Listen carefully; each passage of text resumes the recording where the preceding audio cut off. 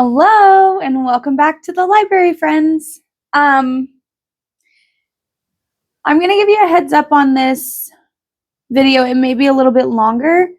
I'm talking about my favorite series and duologies in this video, and I like to talk especially about things I'm passionate about, which is why it might be a little more rambly today. As always, I want to start with what I am currently reading. I started with the audiobook because my friend who has the series that I'm borrowing the hardcover books from was out of town. So I started A Court of Mist and Fury by Sarah J. Maas on audiobook, and I got about 35% of the way through. So I'll finish this one. I'm enjoying it so far. My goal is to have the series finished by the end of the month.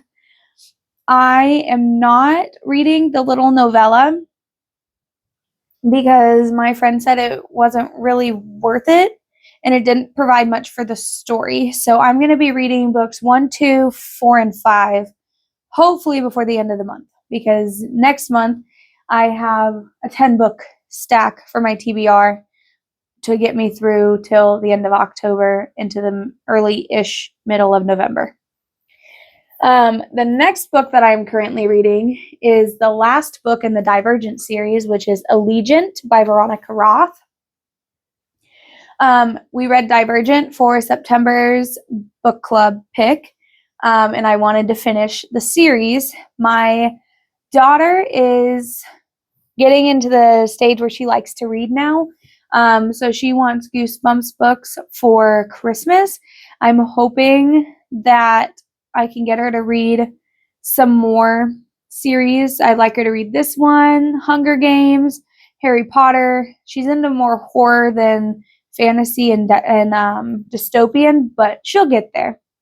But yeah, I'm about 30% of the way through this one as well. So this one will be done by the end of the week. Okay, so I'm going to start. There is one duology that will be a full series. I'm waiting for the third book to come out, but it is the Briardark series by S.A. Harian. We have Briardark and Waywarden. You are basically following a group of researchers that get lost in these woods. And I use the word lost very loosely because according to the map that they have, they should not be lost. They start to realize that there are these trails that are not on the map, and then trails that are on the map are all of a sudden gone.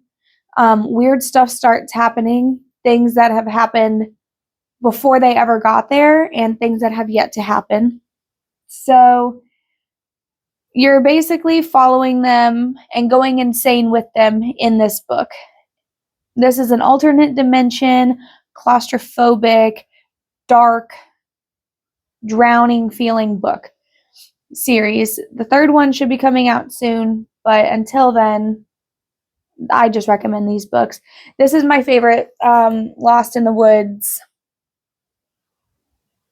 book series that I've ever read. It's really good. Okay. I am trying not to dawdle on them because I have 3 series in this stack that are my favorite that I gush about all the time, and my husband has no idea what I'm talking about. And we'll get to them. The next duology is Ready Player One and Ready Player Two, and this is basically about this world where life sucks and it's hard to just live day to day because it's so dirty in most areas, and it's hard. People they're not living comfortably. Wade Watts is our main character, and he lives in what's called the stacks, which are basically just stacks of trailer homes piled high. And so he goes to escape in the world of the Oasis, which is an online video game, basically. And almost everyone goes on the Oasis to escape their terrible lives. The owner of the Oasis simulation has died and therefore has set tons of Easter eggs, or 3 Easter eggs and 3 keys with challenges for each of them. And whoever gets all 6 pieces will get his entire fortune as well as the rights to do whatever they want with Oasis. As of now, Oasis is very affordable for everyone because not everyone can afford to pay a bunch of money to play a game.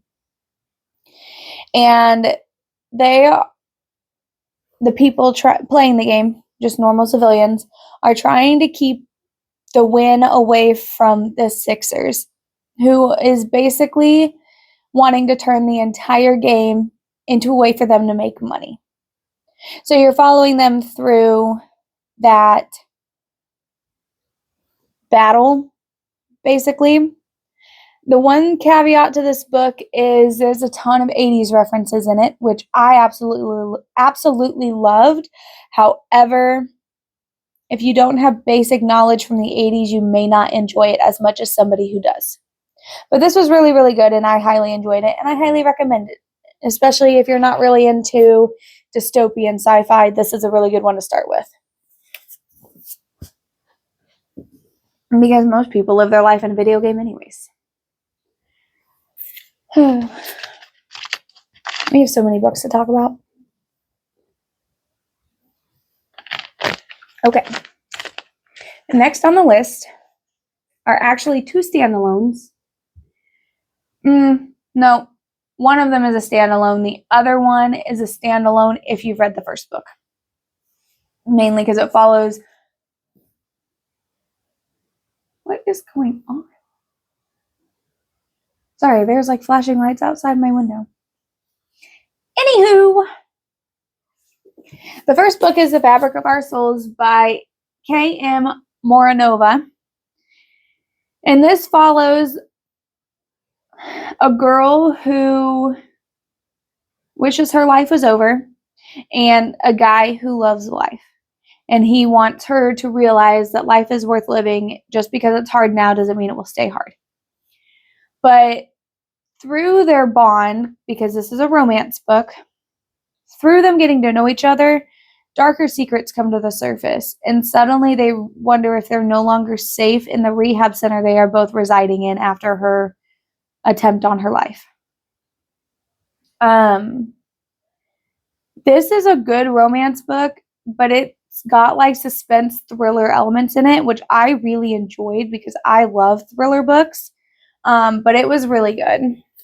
And this Ballad of Phantoms and Hope, there are 3 friends, the male main character, the female main character, and then a supporting character, which is their friend, who plays a big role in the book. This is his story, which is why it's important to read this one first, because there's a lot of references in this book to the friendship in The Fabric of Our Souls. But both of them are really good. They are both hauntingly beautiful. There are a lot of trigger warnings that you should read, or that you should know going in, including depression, wanting to off yourself, self-harm, things like that. So just go in knowing that. But I really enjoyed these books because as someone who suffers with depression, it gives you a new outlook on how other people may feel, even if they have the same mental illness as you. This was a very good series. And next is a fantasy, and it is One Dark Window and Two Twisted Crowns.